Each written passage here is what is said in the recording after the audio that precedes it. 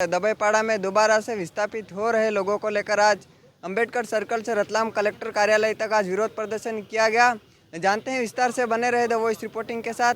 हमारे साथ मौजूद थे बीएपी पार्टी के प्रदेश अध्यक्ष केशु नीनामा सर जी आज किन मांगों को लेकर विरोध प्रदर्शन किया गया? आज जो मांगे थी सबसे पहले मैं बता देना चाहूँगा, रतलाम जिले के अंतर्गत एक जो सैलाना विधानसभा के अंतर्गत एक तालाब आता है जो है ढोलावड़, वहाँ पर विस्थापित हुआ वो जो ढोलावड़ बना है सन 1984 में।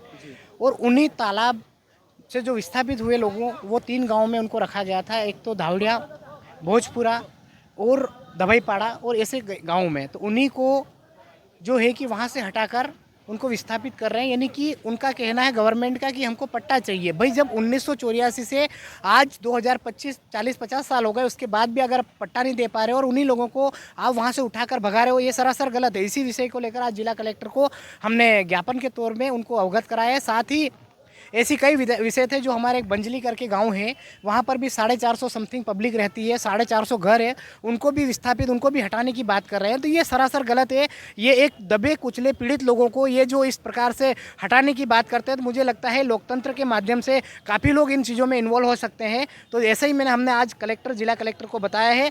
तुरंत ही उन्हें 8 दिन का आश्वासन दिया है, कैसे भी करके हम इन चीज़ को करवाएंगे। जी सर आप भी बीएपी पार्टी से प्रदेश अध्यक्ष हो। सर बांसवाड़ा सांसद जी सर है वो राजकुमार रोत, उनकी उदयपुर में प्रेस कॉन्फ्रेंस के दौरान फेसबुक के लाइव चैट पर एक वीरेंद्र सिंह नामक व्यक्ति ने हत्या करने के लिए 1 करोड़ रुपए का इनाम दिया। इस पर क्या कहेंगे? देखो, मुझे ऐसा लगता है कि ये तीसरे मोर्चे के रूप में भारत आदिवासी पार्टी ने उभर कर बाहर आई है। और मैं उम्मीद और दावे के साथ कह सकता हूँ कि ये वो लोग हैं जिनको जलनखोर की तौर पर, मैं कह रहा हूँ कि कहने से कुछ नहीं और उसको मुंह तोड़ जवाब सम्मानीय एसपी साहब से भी हमारे डूंगरपुर चर्चा हुई है और ऐसे लोगों के ऊपर सख्त कार्रवाई भी हुई है। और कार्रवाई होने के बाद उनको तत्कालीन अगर वो चीज़ें होती है तो उनको जेल भेजा जाएगा। और साथ ही मैं आपको अवगत करा दूँगा, राजकुमार रोत एक क्षेत्र और समाज के लिए और पूरे भारत के लिए एक हीरो है। और हीरो के ऊपर उंगली उठाना ये लोगों की एक आदत बन चुकी है। और मैं उम्मीद के साथ कहता हूँ भारत आदिवासी पार्टी मध्य प्रदेश में भी और पूरे चारों राज्य में एक हीरो के रूप में उभर रही है। इसलिए इन लोगों को ऐसा लगता है कि हमारी ज़मीन खिसक रही है।